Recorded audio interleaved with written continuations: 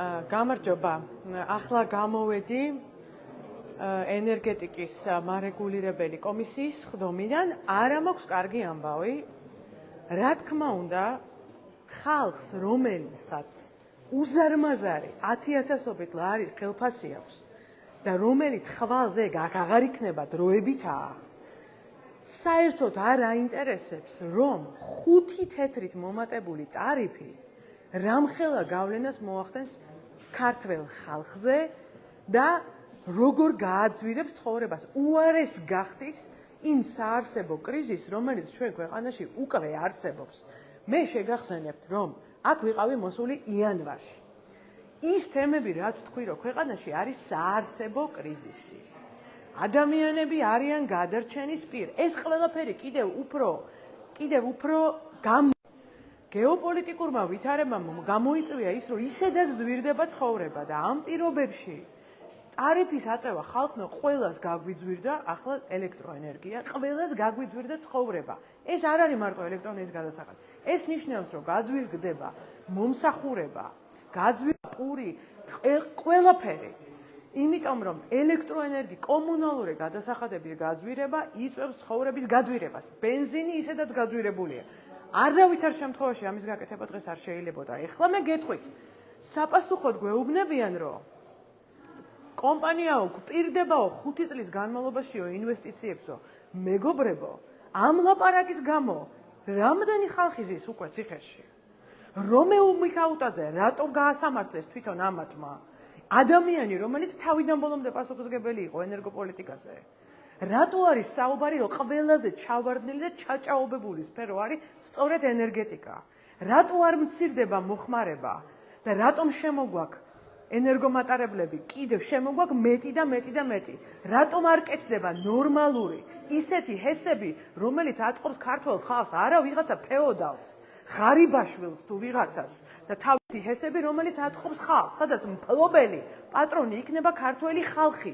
რატომ არ კეთდება? იმიტომ რომ ეს სიტუაცია აწყობს ადამიანებს. ერთი პატარა ჯგუფი ხალხისა, თქვენი ჯიბიდან, ჩემი ჯიბიდან იღებს ამ ფულს 40-50 ლარს, ეხლა კიდევ დამატებით თვეში.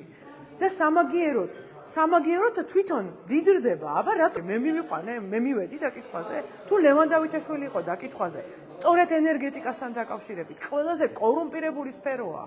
და ახლა ვიღაც მეუბნება, რომ მე უნდა დავждე და ვენდო რუსულ კომპანიას, რომელიც სხვათა შორის ეხლა აი ასე არის. რატომ? იმიტომ რომ ნახეთ რა ხდება ენერგეტიკასთან დაკავშირებით მთელ მსოფლიოში და ჩვენ რეგიონში.